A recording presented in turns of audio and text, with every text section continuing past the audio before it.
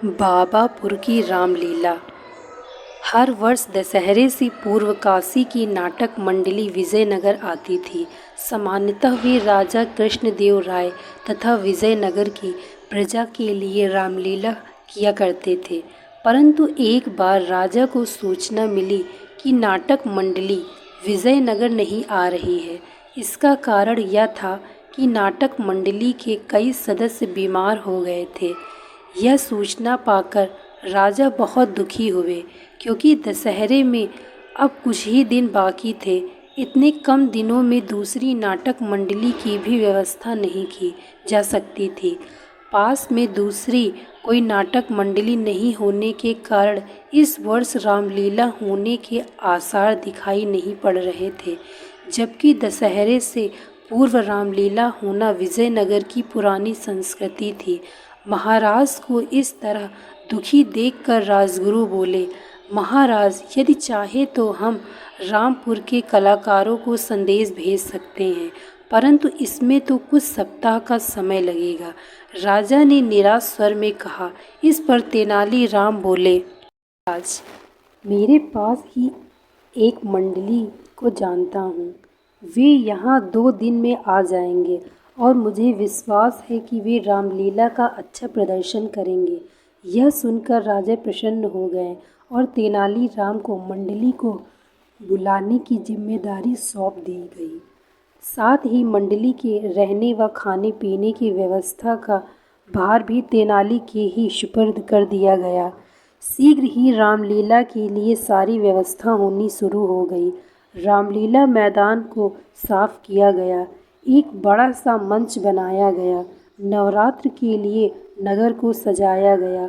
रामलीला देखने के लिए लोग बहुत उत्सुक थे, क्योंकि इसके पूर्व काशी की नाटक मंडली के न आने की सूचना से वे काफ़ी दुखी थे।